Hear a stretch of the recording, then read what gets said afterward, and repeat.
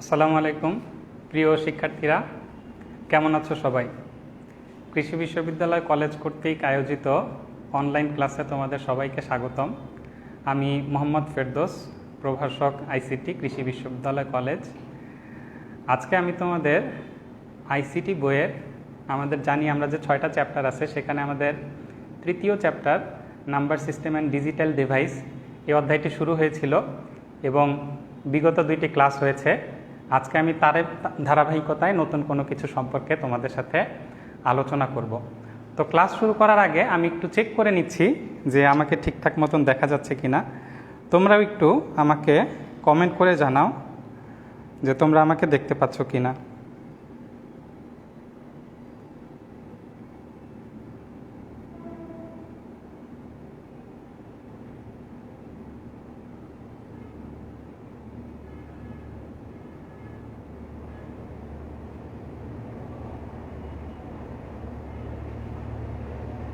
ঠিক আছে, আশা করি সবাই দেখতে পাচ্ছ। তো আমরা এই সংখ্যা পদ্ধতির পড়াশোনা যে শুরু করেছিলাম, এখানে কিন্তু মোটামুটি আমরা সংখ্যা পদ্ধতির ইতিহাস সম্পর্কে জেনেছি বা সংখ্যা পদ্ধতি সম্পর্কে মোটামুটি একটা ধারণা লাভ করেছি। আজকে আমরা যেটা শিখব সেটা হলো সংখ্যা পদ্ধতির রূপান্তর। চলো পড়াশোনা শুরু করা যাক। আমরা জানি আমরা সংখ্যা পদ্ধতিকে প্রধানত 2টি ভাগে ভাগ করতে পারি। একটি ছিল পজিশনাল নাম্বার সিস্টেম এবং আরেকটি ছিল নন positional number system.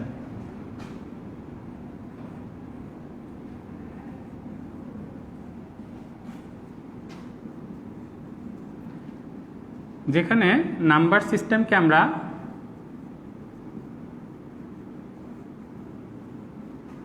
Positional number system এবং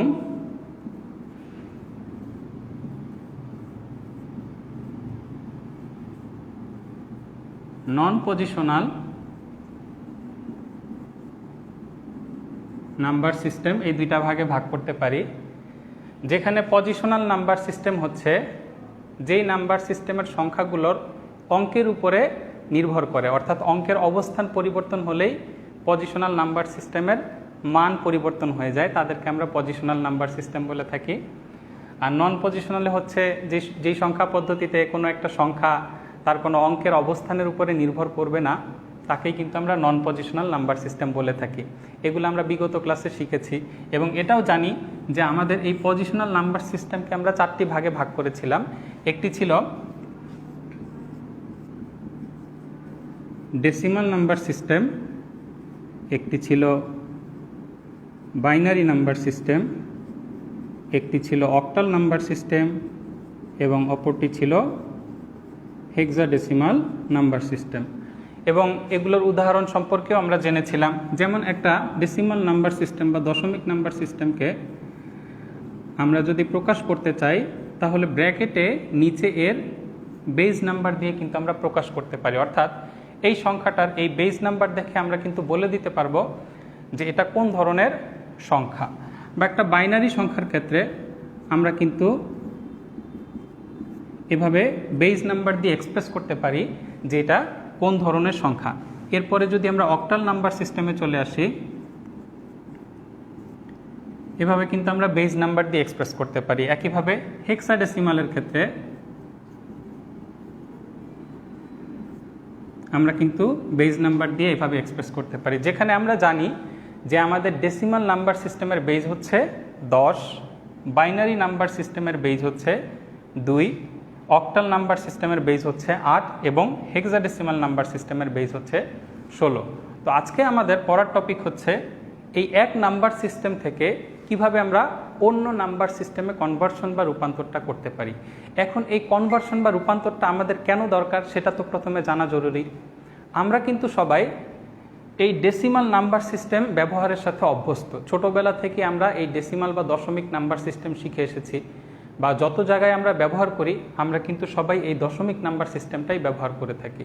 তাহলে অন্য যে নাম্বার সিস্টেমগুলো আছে এগুলো ব্যবহার করার দরকারটা কি, বা এগুলো আমরা কেন ব্যবহার করব। এগুলো ব্যবহার করার কারণ হচ্ছে আমরা জানি যে আমরা কম্পিউটারে ক্যালকুলেশন করে থাকি এবং কম্পিউটারের ভাষা কিন্তু বাইনারি, অর্থাৎ কম্পিউটার 0 আর 1 ছাড়া কিন্তু কিছুই বোঝে না। তাহলে আমরা ব্যবহার করছি দশমিক নাম্বার সিস্টেম বা ডেসিমাল নাম্বার সিস্টেম, এবং কম্পিউটার আমাদের বাইনারি নাম্বার সিস্টেম ছাড়া কিছুই বুঝতে পারে না। সেক্ষেত্রে কিন্তু এই দুই ধরনের সংখ্যা পদ্ধতির ভিতরে আমাদের এই কনভার্সনটা জানা দরকার হয়। আদারওয়াইজ আমরা একটা সংখ্যা ব্যবহার করলাম, সেই সংখ্যাটা যদি কম্পিউটার বুঝতেই না পারে তাহলে কিন্তু সে আমাদের ক্যালকুলেশন করে আউটপুট দিতে পারবে না। বা কম্পিউটার বাইনারিতে একটা কিছু ক্যালকুলেশন করলো, ক্যালকুলেশন করার পরে আমাদেরকে যদি বাইনারিতেই আউটপুট দেয়, সেটা কিন্তু আমাদের জন্য বোঝা অতটা সুবিধাকর হয় না। এই কারণে আমাদেরকে কি করতে হয়, সেই বাইনারিটিকে আবার কনভার্ট করে ডেসিমালে চলে আসতে হয়। এই কারণেই এই বিভিন্ন সংখ্যা পদ্ধতির ভিতরে আমাদের রূপান্তরটা জানা দরকার। এবং কম্পিউটারের ক্ষেত্রে আমরা এটাও কিন্তু জানি যে আমরা আসলে বাইনারিটা কেন ব্যবহার করি। কম্পিউটার হচ্ছে একটা ইলেকট্রনিক ডিভাইস, এবং আমরা জানি যে ইলেকট্রনিক ডিভাইসগুলো সুইচ অন এবং অফের মাধ্যমে কাজ করে, অর্থাৎ অন একটা অবস্থা এবং অফ একটা অবস্থা। এই দুইটা সিচুয়েশনের বাইরে কোনো ইলেকট্রনিক ডিভাইস কোনো কিছুই বুঝতে পারে না। এখন অন এবং অফ এই দুইটা স্টেটকে আমরা বাইনারি 0 এবং 1 দ্বারা খুব সহজেই রিপ্রেজেন্ট করতে পারি। এই কারণে ইলেকট্রনিক ডিভাইসগুলোতে এই বাইনারি নাম্বার সিস্টেমটা ব্যবহার করা সুবিধাজনক। এখন চলে আসি, চলো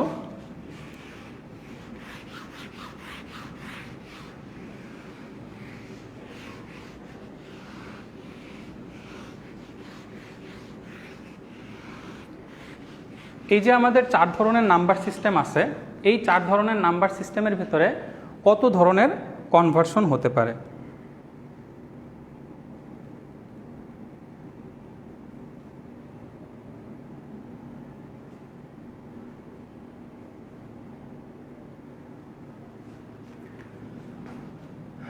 আমরা এই 4 ধরনের নাম্বার সিস্টেমের ভিতরে টোটাল 12 ধরনের কনভার্সন করতে পারি। কি কি কনভার্সন করতে পারি চলো দেখে নিই। একটা হচ্ছে ডেসিমাল থেকে বাইনারিতে কনভার্সন করতে পারি।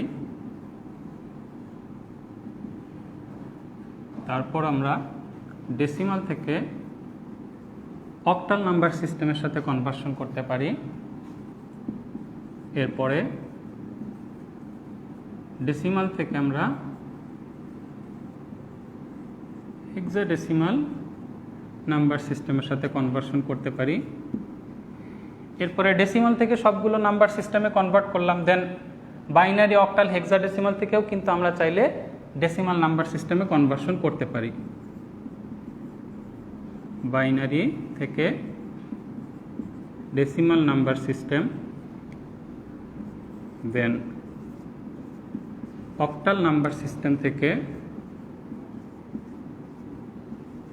ডেসিমাল নাম্বার সিস্টেম, দেন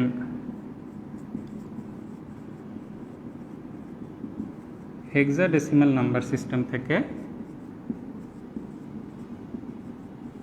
ডেসিমাল নাম্বার সিস্টেম।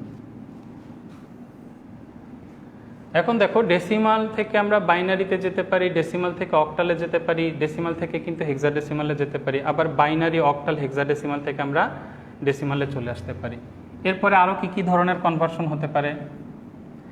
এরপরে বাইনারি থেকে আমরা অক্টালে যেতে পারি, বাইনারি নাম্বার সিস্টেম থেকে আমরা অক্টালে কনভার্সন করতে পারি, আবার বাইনারি নাম্বার সিস্টেম থেকে আমরা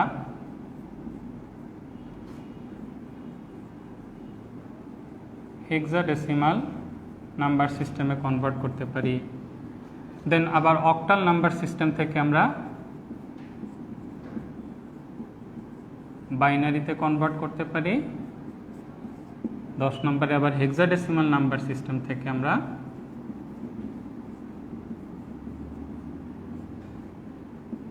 বাইনারিতে কনভার্ট করতে পারি। দেন বাকি আছে দুইটা, একটা হচ্ছে অক্টালের সাথে হেক্সাডেসিমাল, দেন হেক্সাডেসিমাল থেকে অক্টাল, অর্থাৎ অক্টাল নাম্বার সিস্টেম থেকে আমরা হেক্সাডেসিমালে কনভার্ট করতে পারি, and finally hexadecimal number system থেকে আমরা অক্টালে কনভার্ট করে ফেলতে পারি। তোমরা যারা দ্বিতীয় বর্ষের শিক্ষার্থীরা আছো, অনেকেই হয়তো প্রথম দিকে কিছু ল্যাকিংস ছিল, চাইলে কিন্তু তোমরাও এই ক্লাসগুলো করে তোমাদের যে ল্যাকিংসগুলো আছে এগুলো কিন্তু ফিল আপ করে ফেলতে পারো। ঠিক আছে, আর আশা করি সবাই এখনও আমাকে ঠিকঠাক মতন দেখতে পাচ্ছ এবং ক্লাসে তোমরা সবাই আছো। তাহলে এই 12 ধরনের কনভার্সন আমরা একটা একটা করে সবগুলোই শিখব। প্রথমে চলো আমরা দেখে নেই যে আমাদের ডেসিমাল নাম্বার সিস্টেম থেকে, অর্থাৎ একটা দশমিক পদ্ধতির সংখ্যা থেকে কিভাবে তার সমতুল্য বাইনারি সংখ্যায় আমরা রূপান্তর করতে পারি।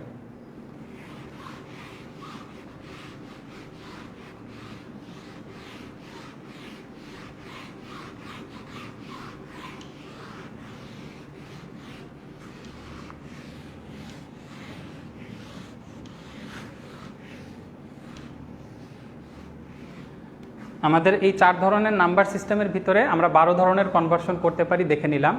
এখন আমরা একটা কনভার্সন শিখব, সেটা হচ্ছে কোনো একটা ডেসিমাল পদ্ধতির সংখ্যা ডেসিমাল নাম্বার সিস্টেম থেকে আমরা কিভাবে বাইনারিতে চলে যেতে পারি।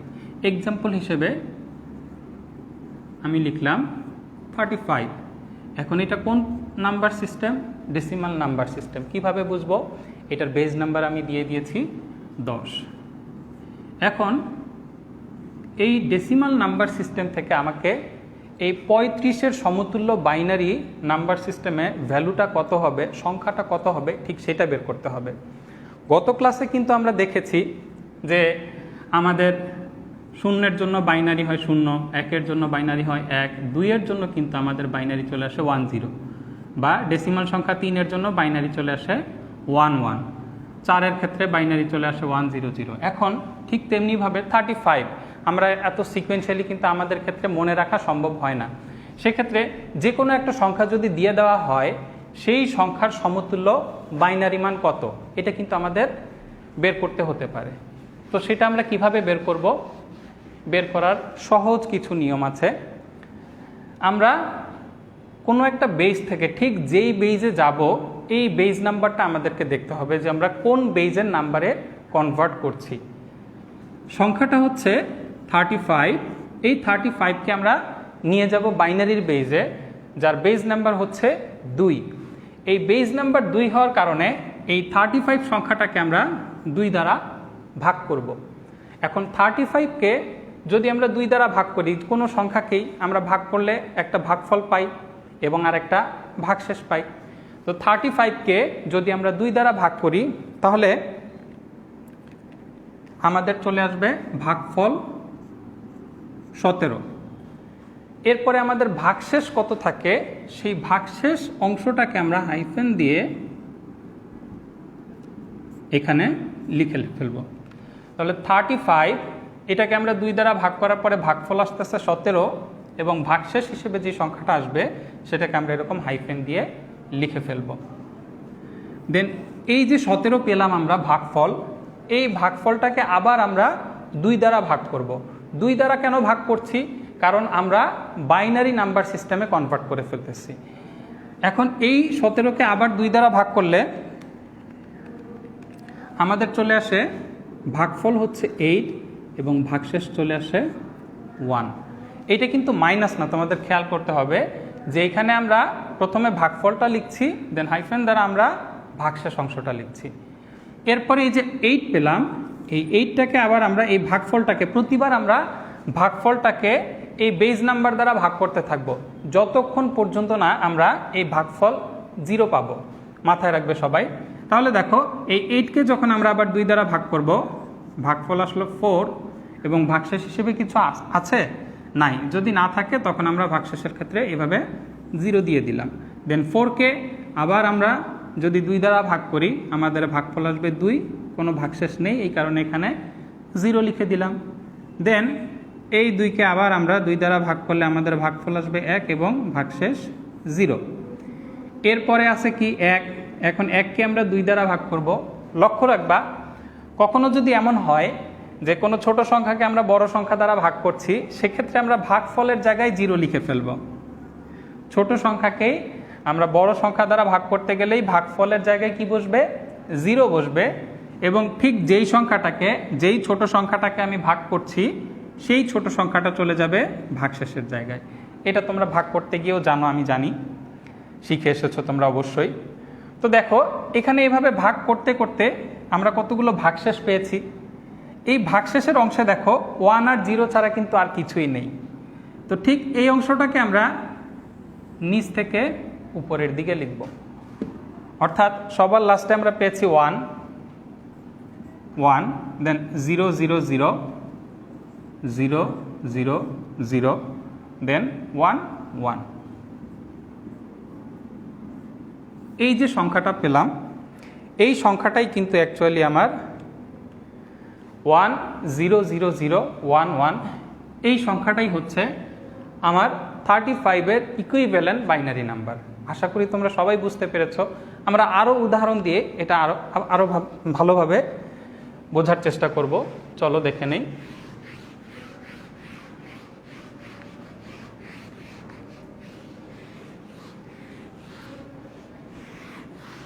আচ্ছা, তোমাদের কোনো সমস্যা থাকলে অবশ্যই কমেন্টে জানাবে, আমি দেখে সলিউশন করার চেষ্টা করব।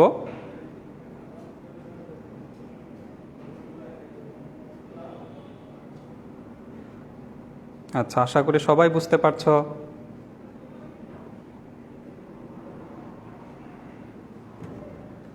আচ্ছা, এবার 35 দেখেছি, এবার আরেকটু বড় সংখ্যা দেখার চেষ্টা করি। ধরে নিচ্ছি 77, এটা একটা ডেসিমাল নাম্বার সিস্টেম, সেটাকে আমাদের কনভার্ট করতে হবে বাইনারি নাম্বার সিস্টেমে, অর্থাৎ এই দশমিক সংখ্যার সমতুল্য বাইনারি মানটা কত সেটা আমরা বের করব। ঠিক আগের প্রসেসে একইভাবে আমরা আগাবো। এই 77কে আমরা কি করব, 2 দ্বারা ভাগ করব। 2 দ্বারা ভাগ করার কারণ কি? 2 দ্বারা ভাগ করার কারণ হচ্ছে আমরা যেই বেইজে যাব সেই বেইজ নাম্বারটা দ্বারা সবসময় আমরা যেই সংখ্যাটার সমতুল্য মান বের করতে চাই সেই সংখ্যাটাকে ভাগ করব। তাহলে 77কে যদি আমি 2 দ্বারা ভাগ করি, আমাদের ভাগফল আসবে 38 এবং ভাগশেষ হিসেবে আমরা পাবো 1। এই 38কে আবার কি করতে হবে, প্রত্যেকবার আমরা কি করতেছি, যেই ভাগফলটা পাবো সেই ভাগফলটাকে শুধুমাত্র এই বেজ নাম্বার দ্বারা ভাগ করতে থাকবো। কতক্ষণ পর্যন্ত ভাগ করতে থাকবো? যতক্ষণ পর্যন্ত আমাদের ভাগফল 0 না আসবে। এরপরে এটাকে যখন আবার আমরা 2 দ্বারা ভাগ করব, তখন আমাদের ভাগফল আসবে 19 এবং ভাগশেষ হিসেবে আমরা কি পাবো, 0। দেন এটাকে আবার যখন আমরা 2 দ্বারা ভাগ করব, তখন আমাদের ভাগফল আসবে 9 এবং ভাগশেষ হিসেবে আমরা 9 দুগুণে 18, ভাগশেষ হিসেবে 1 থাকবে, এই 1টা পেলাম। এরপরে 9কে যখন আবার আমরা 2 দ্বারা ভাগ করব, তখন আমরা ভাগফল হিসেবে পাবো 4 এবং ভাগশেষ হিসেবে কত পাচ্ছি, 1 পেয়ে যাচ্ছি। দেন 4কে আবার 2 দ্বারা ভাগ করলে ভাগফল হিসেবে 2 পাবো এবং ভাগশেষ হিসেবে পাচ্ছি 0। আবার এটাকে 2 দ্বারা ভাগ করলে ভাগফল হিসেবে পাচ্ছি 1, ভাগশেষ হিসেবে পাচ্ছি 0। এবং ফাইনালি আবার সেই সিস্টেম যে ছোট সংখ্যাকে অর্থাৎ 1কে আমরা 2 দ্বারা ভাগ করব, ছোট সংখ্যাকে বড় সংখ্যা দ্বারা ভাগ করতে চাইলেই আমাদের ভাগফল চলে আসবে 0 এবং যেই সংখ্যাটাকে আমরা ভাগ করতে চাচ্ছি সেই সংখ্যাটা চলে যাবে আমাদের ভাগশেষ অংশে।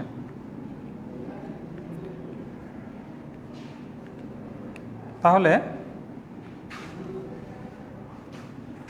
আমাদের এই 77-এর জন্য এখন আমাদের লিখতে হবে কিভাবে, যতগুলো ভাগশেষ পেয়েছি, এই যে দেখো 1 0 1 1 0 0 1, এখানে আমরা অনেকগুলো ভাগশেষ পেয়েছি।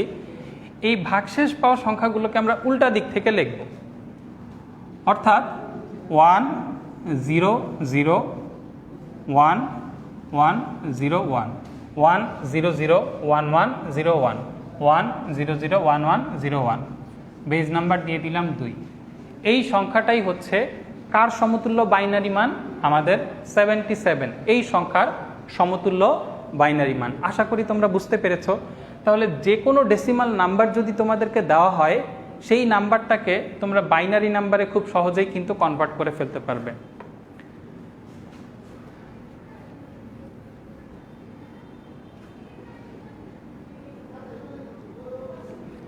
এখন পূর্ণ সংখ্যার ক্ষেত্রে কিন্তু আমরা এরকম বাইনারি নাম্বারে কনভার্ট করতে পারলাম।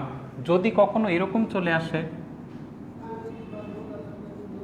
0.87, এটা হচ্ছে ডেসিমাল নাম্বার সিস্টেম, এটাকে আমাদের কনভার্ট করতে হবে বাইনারি নাম্বার সিস্টেমে।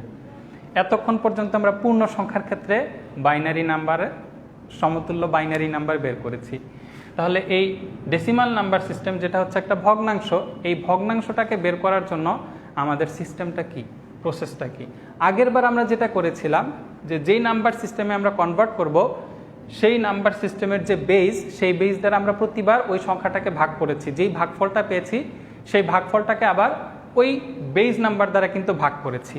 আর এবার আমরা কি করব, এই যে 87.87 এই সংখ্যাটাকে আমরা 2 দ্বারা গুণ করব। আগের বার আমরা ভাগ করেছি, আর এবার কি করব, 2 দ্বারা আমরা গুণ করব। তাহলে 2 দ্বারা গুণ করলে এখানে আমরা কি পাবো, 0.87কে যদি আমি 2 দ্বারা গুণ করি তাহলে আমি পাচ্ছি 1.74। এখন এখানে দেখো একটা পূর্ণ সংখ্যা আছে, একটা পূর্ণ অংশ আছে এবং একটা কি আছে, ভগ্নাংশ আছে। তাহলে এই দুইটাকে যদি আমি একটু আলাদাভাবে লিখি, এখানে আমি সরাসরি ফলাফলটা পেয়েছি। এখন এখানে আমি পূর্ণ সংখ্যা এবং এই ভগ্নাংশটাকে একটু আলাদা করে লিখছি। কেন আলাদা করলাম, আমার ক্যালকুলেশনের সুবিধার্থে। দেখো 0.87কে আমি 2 দ্বারা গুণ করেছি, আমি পেয়েছি কত, 1.74, যেখানে পূর্ণ সংখ্যা হচ্ছে 1 এবং ভগ্নাংশ হচ্ছে 0.74। এখানে তোমরা লিখে নিবে গুণফল পূর্ণ সংখ্যা এবং ভগ্নাংশ। এই যে একটা ভগ্নাংশ পেলাম 0.74, এই অংশটাকে আবার আমাদেরকে 0.74 এই অংশটাকে আবার আমাদের 2 দ্বারা গুণ করতে হবে। এখন 2 দ্বারা কেন গুণ করছি, কারণ আমরা যেই বেজে যাচ্ছি সেই বেজের বেজ নাম্বার হচ্ছে আমাদের 2 ইকুয়াল টু দিয়ে, তাহলে 0.74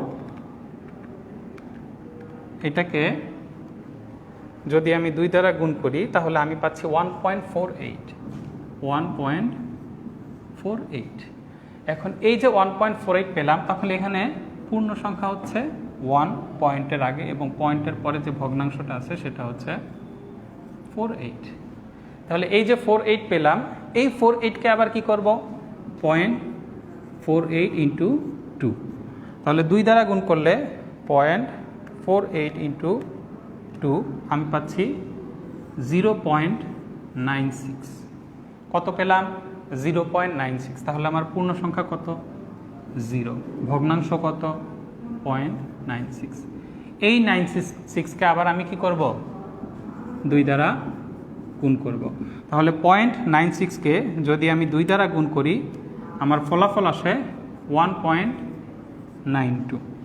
তাহলে আমার পূর্ণ সংখ্যা কত, 1 এবং ভগ্নাংশ হচ্ছে 92। এভাবে অ্যাকচুয়ালি আমাদের যাওয়া উচিত কত দূর পর্যন্ত, যত দূর পর্যন্ত আমাদের এই 1.00 অর্থাৎ ভগ্নাংশের পার্টটা যতক্ষণ পর্যন্ত 0 না হয়। কিন্তু সেটা যদি আমরা বের করতে চাই আমাদের কিন্তু অনেকগুলো গুণ করতে হবে, অনেকগুলো স্টেপ আমাদেরকে যেতে হবে। এই কারণে আমরা কি করব, এরকম 4 থেকে 5 বার গুণ করার পরে যদি আমরা দেখি যে আমাদের এই গুণফলটা তারপরেও ভগ্নাংশ চলে আসছে, তখন আমরা 4টা স্টেপ বা 5টা স্টেপ পরে এটা শেষ করে দিব। দেন আমরা সরাসরি ফলাফলে চলে যাব এবং ফলাফলটা লিখব হচ্ছে এই যে 0.87। এর আগের বার যখন আমরা পূর্ণ সংখ্যার ক্ষেত্রে 2 দিয়ে ভাগ করছিলাম তখন আমরা কিন্তু উল্টা দিক থেকে লিখছিলাম, আর এইখানে দেখো আমরা পূর্ণ সংখ্যার একটা সিরিজ পেয়েছি। এই সংখ্যাটাকে ঠিক উপর থেকে নিচ দিকে লিখব, অর্থাৎ 1101 1101 তার আগে একটা ডট। এবং দেখো এখানে কিন্তু চাইলে আমরা আরও অনেকগুলো স্টেপ নিতে পারতাম, যেহেতু নেইনি এই কারণে আমরা এখানে ডট ডট দ্বারা বুঝিয়ে দিব যে এখানে আমরা আরও অনেকগুলো স্টেপ নিতে পারতাম এবং এর বেজ নাম্বারটা আমরা দিয়ে দিলাম। তাহলে 0.87 একটা দশমিক সংখ্যার সমতুল্য বাইনারি মান কত, 0.1101 অ্যাপ্রক্সিমেটলি এটা। এরপরে আরও অনেকগুলো স্টেপ ছিল, যেহেতু আমরা সেগুলো সম্পন্ন করিনি এই কারণে এভাবে আমরা ডট ডট দিয়ে বুঝিয়ে দিয়েছি। তাহলে আশা করি পূর্ণ সংখ্যা এবং ভগ্নাংশের ক্ষেত্রে কোনো ডেসিমাল নাম্বার সিস্টেম যদি থাকে সেখান থেকে আমরা বাইনারি নাম্বার সিস্টেমে কিভাবে কনভার্ট করব তোমরা খুব সহজেই বুঝতে পেরেছো এবং এটা তোমরা সমাধান করে ফেলতে পারবে।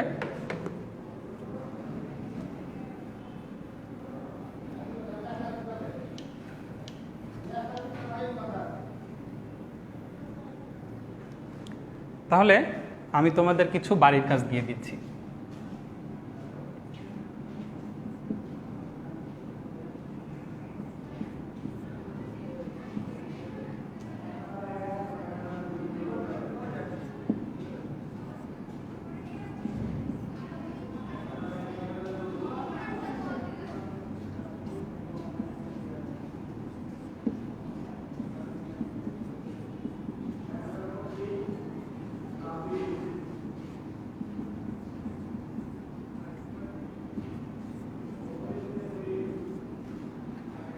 $67.56, 93.33, 143.91 এগুলো সবগুলাই কোন বেজ? সবগুলো যেহেতু 10 দেওয়া আছে, তার মানে আমাদেরকে বুঝে নিতে হবে এইগুলো একটি দশমিক সংখ্যা। তো এই দশমিক সংখ্যাগুলোর জন্য বাইনারি মান কত হবে এটা তোমাদের বাড়ির কাজ থাকবে। তোমরা সবাই বাসায় বসে এগুলো সলভ করার চেষ্টা করবে এবং সলভ করে সেগুলোর ছবি এই ভিডিওর কমেন্টে দিয়ে দিবে, ঠিক আছে? তখন আমি বসে বসে চেক করব যে তোমরা কারা কারা এগুলো সলভ করতে পেরেছো এবং কারা কারা এগুলো ভুল করেছো। ভুল করলে সেগুলোর সলিউশন আবার দেওয়ার চেষ্টা করব। তাহলে আশা করি তোমরা ডেসিমাল নাম্বার সিস্টেম থেকে কিভাবে বাইনারিতে যেতে হয় এটা সবাই বুঝতে পেরেছো।